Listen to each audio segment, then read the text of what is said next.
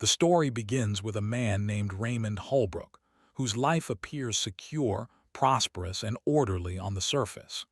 For decades, he believed he had built his world carefully, through consistency, sacrifice, and relentless work ethic.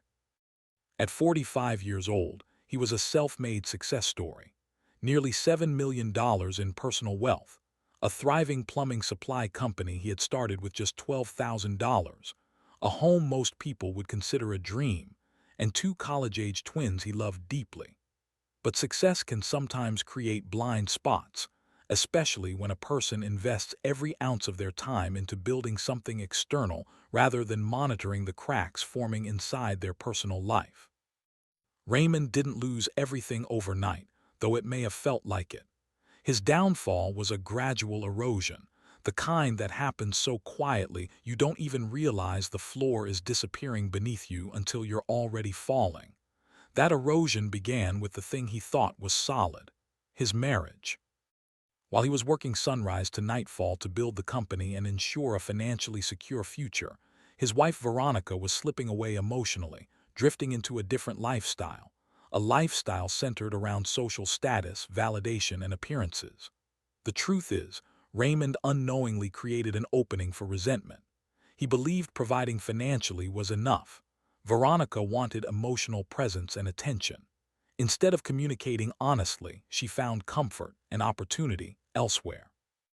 The country club became the stage where her transformation accelerated. Instead of appreciating the lifestyle Raymond's work had provided, Veronica became immersed in a social world defined by materialism and status competition. Among the people she interacted with was a divorce lawyer named Dennis Caulfield.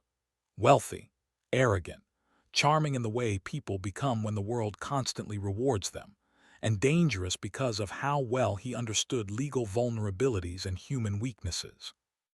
Veronica began mentioning him casually, disguising early warning signs as nothing more than gossip. In truth, emotional boundaries were beginning to shift long before Raymond realized anything was wrong. Throughout these years, Raymond kept expanding Holbrook Plumbing Supplies. His days were consumed with logistics, contractor relationships, inventory management, employee oversight, and commercial accounts.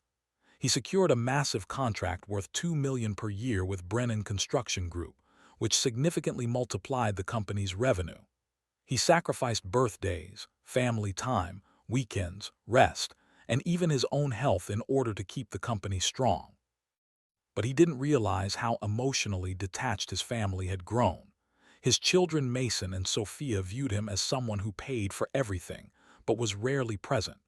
Veronica fed this perception by reminding them that he loved the warehouse more than his family. Raymond assumed they understood he was working for their future. He didn't realize they felt neglected in a deeper emotional sense. The turning point came on a day that should have been filled with celebration: his 22nd wedding anniversary.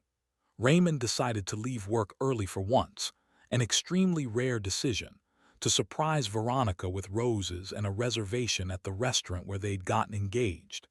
Instead, he drove up to find Dennis's car in the driveway, the bedroom curtains drawn, and sounds from upstairs that confirmed the betrayal he never imagined possible.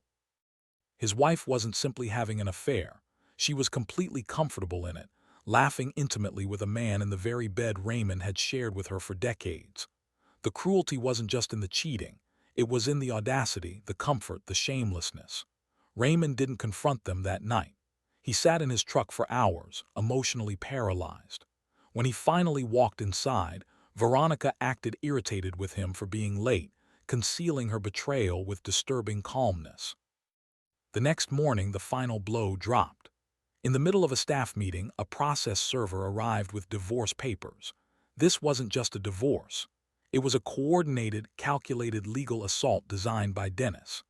Veronica accused Raymond of abandonment, emotional abuse, financial manipulation, and infidelity, all fabrications supported by staged documents, false testimonies, and manipulated narratives.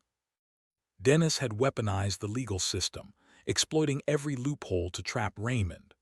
The forensic accountant was his own cousin, Judge Brennan was his golf partner, and Veronica performed theatrically in court, crying on command. Even worse, their two college-age children had been misled with doctored evidence and false financial claims, causing them to unknowingly take their mother's side.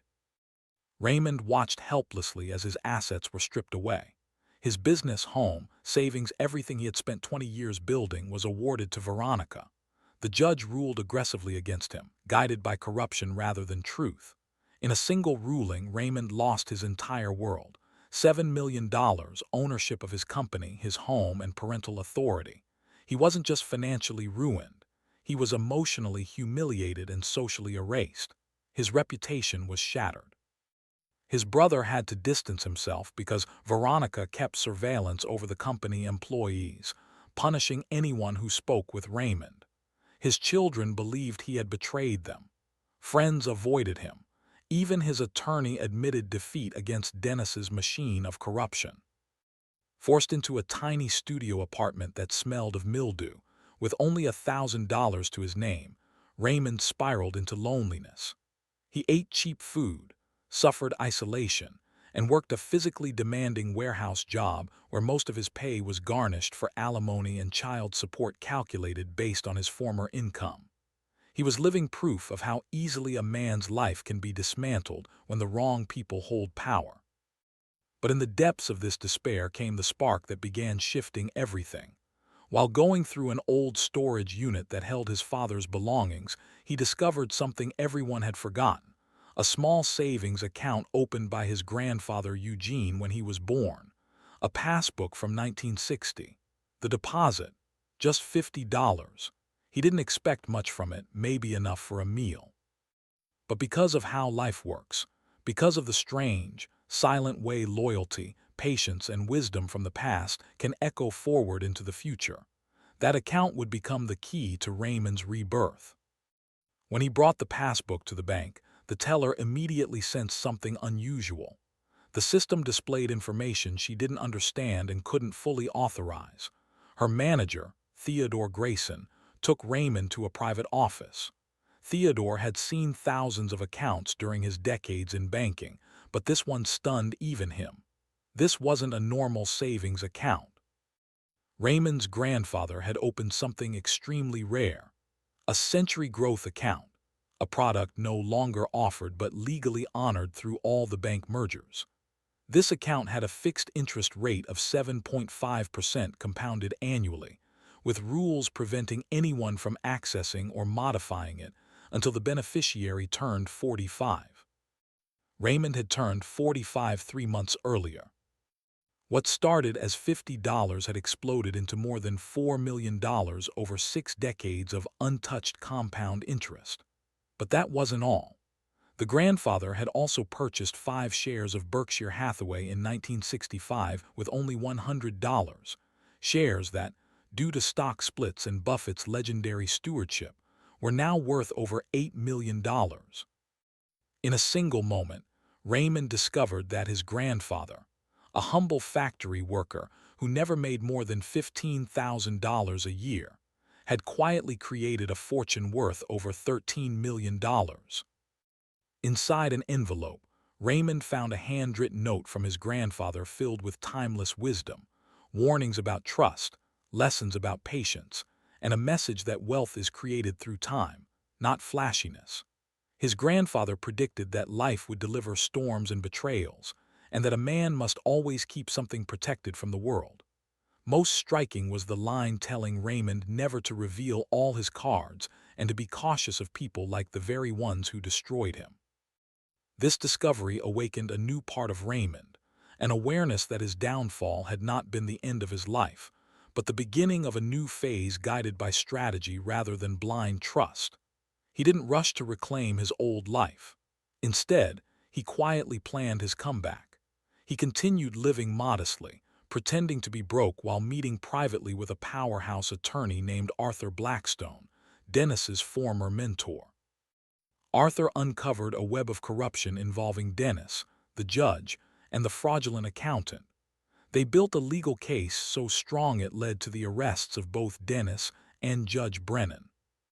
Raymond's suffering had transformed into power, Not the loud and arrogant type Dennis flaunted, but the kind built through patience, intelligence, and strategic timing, the same kind his grandfather had believed in. Everything Veronica stole was frozen. The false divorce ruling was overturned. Raymond regained every asset and then some. His children returned to him with apologies, now aware of how deeply they'd been manipulated. But Raymond didn't seek revenge for spite. He sought justice while choosing a path of wisdom and generosity. He sold his company for $12 million and used his grandfather's gift to establish the Eugene Holbrook Foundation, focusing on financial literacy for working-class families, the very people his grandfather represented. This first part of the story emphasizes not just the fall, but the deeper emotional journey, the betrayal, the loss of identity, and the rediscovery of inner strength. It shows how hidden wisdom can outlast betrayal, how patience can outplay corruption, and how even the smallest seeds planted with love, like $50 in a forgotten account, can grow into something powerful enough to rebuild an entire life. The clouds thickened above the cemetery as David stood frozen in place. His world, already shattered, felt like it had cracked open all over again. He stared at the janitor, a man he didn't recognize, kneeling at his daughter's grave, crying, holding a fragile little boy in his arms. The child's tiny fingers clutched the man's shirt like he was his entire world. And the janitor wasn't making a sound. He was crying the kind of tears that only come from a wound that never really heals. David's heartbeat thundered in his ears. Who is he? Why is he crying here? Why does he know how to stand at my daughter's grave, like he belonged here? He stepped forward slowly. "Excuse me," David said, voice tight. "Can I help you?" The janitor flinched, like he had been caught doing something forbidden. He quickly wiped his face, but the red in his eyes betrayed him. I'm sorry, sir," the man whispered. "We didn't mean to disturb anything. We were just visiting." David's gaze lowered to the child. The boy looked about 4. Small, quiet, and heartbreakingly familiar. His hair dark brown, his eyes deep hazel. Isabel's eyes. David's stomach tightened. "Who are you?" David asked, breath unsteady. The janitor hesitated. His fingers trembled as he adjusted the child in his arms. "My name is Aaron," he said softly. "I knew Isabel." David's world tilted. "Knew her?" he repeated sharply. "How, from where?" Aaron swallowed hard. Before he could answer, the little boy lifted his head, eyes curious and bright. He looked at David with a strange mix of innocence and recognition. "Mommy talked about you," the child said in a tiny voice. David's breath stopped. Every muscle in his body locked. Aaron's face drained of color. He clearly hadn't expected the boy to speak. "Aiden," he whispered, "do." But the child continued softly. "She said you're the man in the picture." David's vision blurred for a second. "A picture?" He stared at the boy. Confusion. Shock. Fear. Hope. Aiden. Aiden. The name echoed in David's mind like thunder, rolling across an empty sky. He took a shaky step closer. "Aaron," he said quietly, voice trembling with a truth he didn't want to face. "Who is this child?" Aaron looked at the ground. His silence said what his lips refused to. The weight of it hit David like a blow to the chest. He whispered, barely breathing, "Is he my daughter's child?" Aaron's eyes closed. Then he nodded once. Slowly, painfully. "Yes," he whispered. "He's Isabel's son." David felt the world slip out from under him. A son. Isabel had a son. And he never knew. He stared at Aiden. This small, fragile boy holding a worn-out stuffed dinosaur. Isabel's eyes shining through his. A cold wind moved across the graveyard, but David felt heat rising in his chest. Confusion. Betrayal. Grief so sharp it felt new again. He whispered, barely holding himself together. "Why didn't she tell me?" Aaron held Aiden a little tighter, like he feared what might happen next. "It wasn't my place to say," he said quietly. She made me promise." David's jaw clenched. "Promise what?" Aaron swallowed hard. "That I would protect Aiden, no matter what." David's voice cracked. "Protect him from who? Me?" Aaron shook his head quickly. "No, from her past, from the people she was running from." David froze. "Running from," he repeated. "Isabel wasn't running from anything." Aaron looked him straight in the eyes. And in that moment, David knew. This man wasn't lying. And whatever he was about to say was something Isabel had died keeping buried. Aaron exhaled slowly. "You only knew one side of her," he said. "The bright one, the fearless one, the one who dreamed big." He lowered his gaze to Aiden. "But Isabel lived another life before you, a darker one." David's heartbeat hammered in his ears. He stepped closer, voice tight. "What kind of life?" Aaron glanced around the cemetery, suddenly tense, as if someone might be listening. "She told me that if anything happened to her," he whispered, "I should never let Aiden fall into the wrong hands." David felt his stomach twist. "What wrong hands?" Aaron hesitated. Then finally, "Her ex, a man named Victor Hale." David frowned. He had never heard the name. "Who is he?" Aaron let out a breath that carried years of fear. "He's the reason Isabel disappeared."